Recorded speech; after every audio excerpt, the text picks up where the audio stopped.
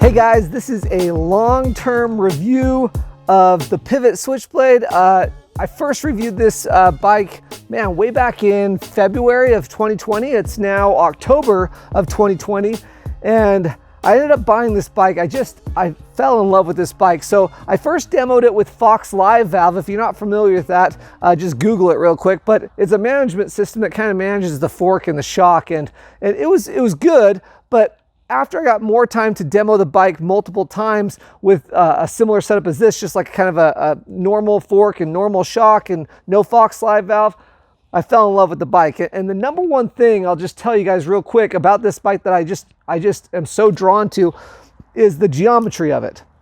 That 66 degree head tube angle, 75.5 degree seat tube angle. I mean, it's really incredible. It's just the perfect, in my opinion, for my type of trails and all the riding I do here in Utah, it is the perfect geometry for any situation almost. If you're gonna only have one bike, this type of geometry is really, really good. And ironically, the geometry of this bike is very similar to my other bike that I own, which is an Ibis Ripley. The Ibis Ripley is a shorter travel 29er, but they have very similar geometries, and they're just, I think they're perfect. So real quick, if you're not familiar with the Pivot Switchblade, it is a 160 millimeter Fox 36 fork and 142 millimeters Fox DP-X2 rear shock. And man, it's just a really good, very capable trail bike. And you can do everything. You can go ride really steep, really gnarly stuff. You can go ride lift service or at a ski resort, the really big jumps and big drops and stuff. Or you can ride cross-country trails, more flow trails that are very easy going.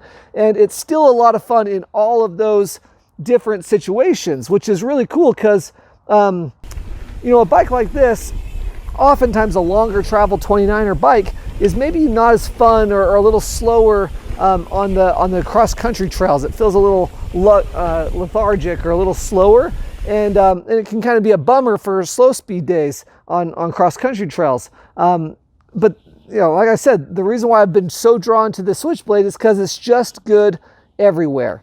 As soon as I sit on it, it just feels like the right bike for me, right? One of the other things I really like about this bike is it's climbing. And man, I guess that's the thing that's really the reason which made me buy this bike, is because this bike climbs, especially in technical terrain, as good as my Ibis Ripley, which might sound crazy to hear that because the Ibis Ripley is such a good climbing trail bike. But truly, I mean, in technical, difficult, janky situations, really rooty or rocky situation, this thing just hooks up and just climbs. It's unbelievable.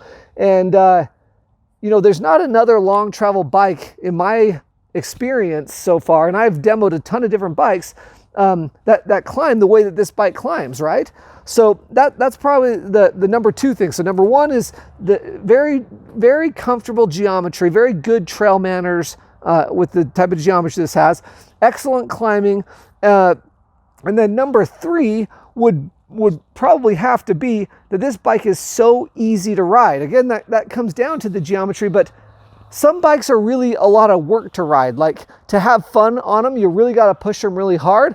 This bike is a pretty chill bike. You just get on it, and I think anyone would enjoy riding this bike. You don't have to push it super hard, and even it's not real picky about what type of terrain that you're in. It's just an easy, relaxed bike. You can go ride super, super hard, and it's rewarding when you do that.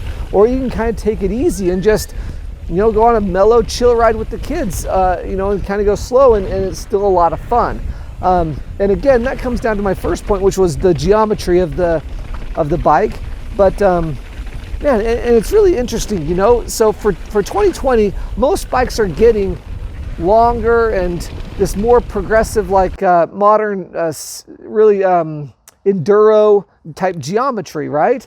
So when this bike came out with a 75.5 degree seat tube angle and a 66 degree head tube angle, a lot of other bikes with this amount of suspension are getting like 76.5 or 77 or even 77.5 degree seat tube angles, right?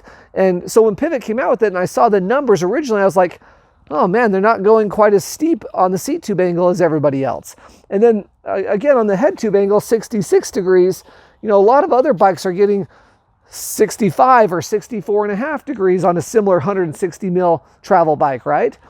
And so I think Pivot was so smart and so wise to give this bike the geometry that it has, because it really is a go do anything everyday man's bike, right?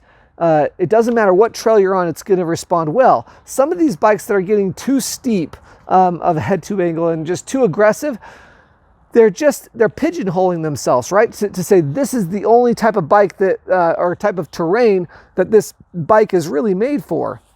And it's not to say you can't go ride some of these other bikes on some really flowy single track type stuff that needs a more maneuverable bike, but it just means that this bike, in my experience, is better suited along all sorts of different terrain, right?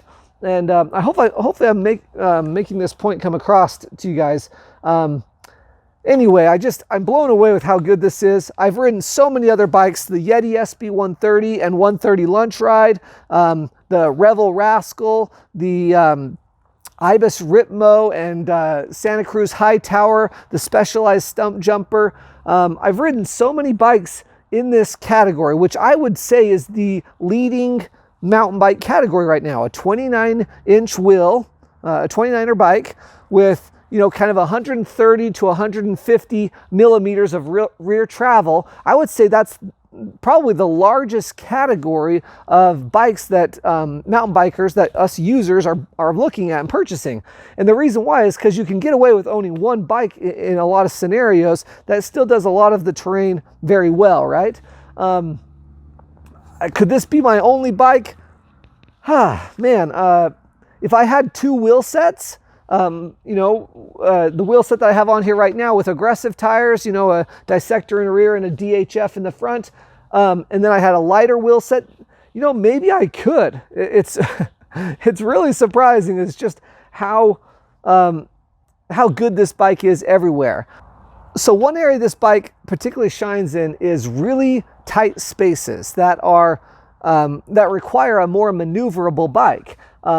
This bike, for a 29-inch wheel with a 160 mil fork, I would say that this is the most maneuverable and sporty feeling kind of longer travel 29er bike in all sorts of situations where I'm in really tight single track, where the trail is very flowy or moves around, or a lot of 180 degree angle turns.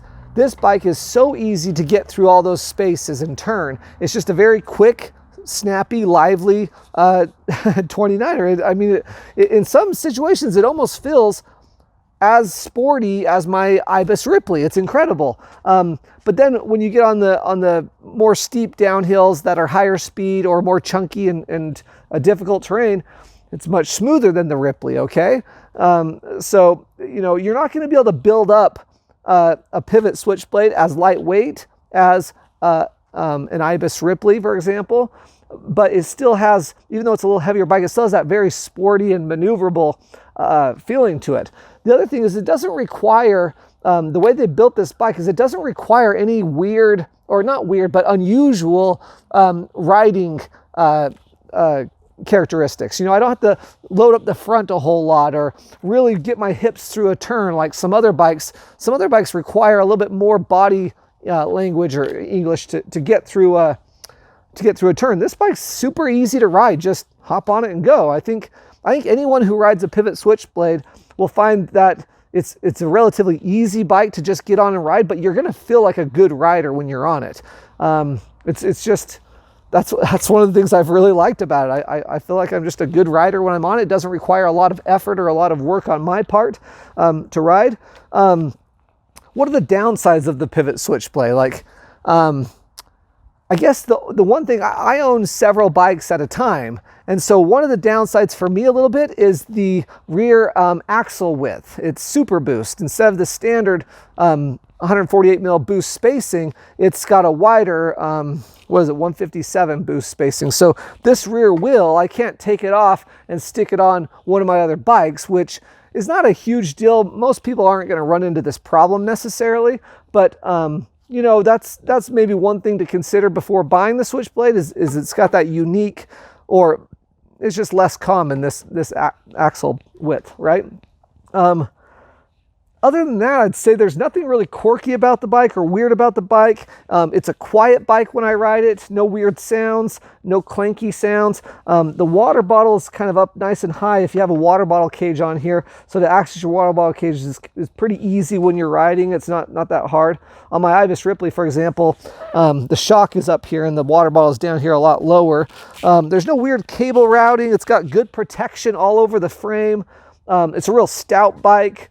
I mean, I don't know how anyone could really complain about this bike. I would think that this has got to be the bike of the year for 2020. I don't see another bike that is going to do everything that this bike does. And there's a couple good price points too. The Pro XTXTR build is like a $6,700 build. I'll have a link in the description down below that will give you all the specs on it. But I think it's the Pro XTXTR build. It's really a good value for what you get, in my opinion. And it's a killer bike. I just don't know how you do any better. I've ridden so many of the bikes out there, and I think this is probably as good as it gets. It comes in this green color. It's kind of a matte. It's not really a matte finish. It almost looks like someone colored it with like a Crayola crayon, like a really waxy matte finished in the green. And then the blue, the same way, is kind of that waxy matte finish, also in a bright blue. Both really nice colors. I went with the green just because it's a little less common. You see a lot of blue bikes out there. This was a really awesome looking green that I was pretty stoked on, and so that's why I went with. I ended up custom building mine. So I bought mine from Salt Cycles in Sandy, Utah. They are a pivot dealer, and they kind of custom built mine. So I've got what would be probably the Team XTR build, but then I swapped out the bar and stem for a MV bar and stem. I ride my bars at 750 millimeters and a stem's 35 mil stem. I'm 5'8" on a size medium. I also swapped out the wheels to these NV wheels, and then I put a Maxxis DHF front tire and a dissector on the rear. I swapped out the cranks to these E-Wing titanium cranks just because I thought they were cool. I've never owned them before, and I was just excited to try them out. And then I did the oval chainring, and it's kind of ruined me for all other bikes now. Now that I've ridden these oval chain rings, I've put on 2 of my bikes now, and I really like them. They're pretty cool. So anyway, that's about it. If you have any questions about the Pivot Switchblade, ask it in the description down below, and I'd be happy to answer it for you. I've got hundreds of miles on this bike now, and I feel like just really at home on this bike. It's just been so much fun, and I would say pretty easily this is the bike to get. I mean, if you're looking for that go do anything bike, it's good on any trail, any situation, any speed, any riding style. This is the jack of all trades bike. You know, it really is. I'm been super impressed with it. If you're local, pop into Salt Cycles and talk to Chris or Jason about Pivot. Jason at Salt Cycles actually rides a Switchblade also, and he can tell you a ton about him. He's got thousands of miles on his, and those are just great guys. It's a great way to buy a bike there because they can customize your bike. They can change out parts and things really easy. So would love it if you support me by purchasing your bike from Salt Cycles. If not, you can buy it online with the link I have down below as well. If you're not local or just don't have access to these guys. Anyway, what a great time to be a mountain biker. There's so many good options out there. And I would say that this ticks the most boxes on most people's list of what they're looking for in a bike. So yeah, thanks for watching, guys. We'll see you in the next one.